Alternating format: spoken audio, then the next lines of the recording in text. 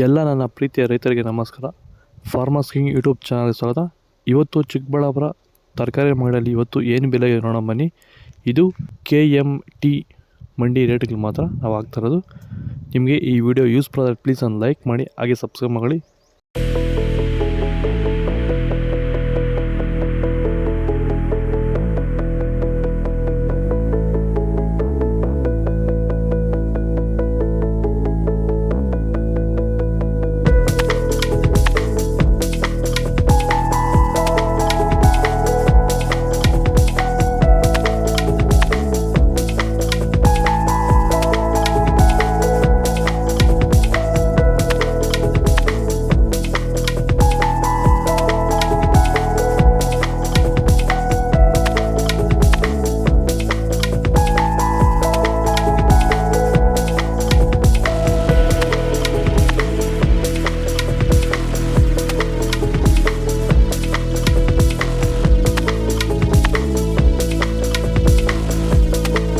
ರೈತರಿಗೆ ಏನು ಹೇಳಕ್ಕೆ ಬಯಸ್ತೀರಾ ಸರ್ ನೀವು? ಫೈನಲ್ ಪ್ರತಿಯೊಬ್ಬ ರೈತರು ಸಂತುಲನ ಯೂಸ್ ಮಾಡ್ಬೋದು.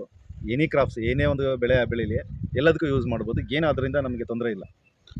ಕಾಸ್ಟ್ ವೈಸ್ ಕಡಿಮೆ ಆಗುತ್ತೆ, ಕಡಿಮೆ ಆಗುತ್ತೆ, ಕ್ರಾಪ್ಸ್ ಚೆನ್ನಾಗಿ ಬರುತ್ತೆ, ಸಾಯಿಲ್ ಇಂಪ್ರೂವ್ಮೆಂಟ್ ಚೆನ್ನಾಗಿ, ಸಾಯಿಲ್ ಇಂಪ್ರೂವ್ಮೆಂಟ್ ಚೆನ್ನಾಗಿರುತ್ತೆ, ಇಳುವರಿ ಚೆನ್ನಾಗಿ ಬರ್ತದೆ, ಗಿಡದಲ್ಲಿ ರೋಗಗಳು ಕಡಿಮೆ, ರೋಗನೂ ಕಡಿಮೆ ಇದೆ.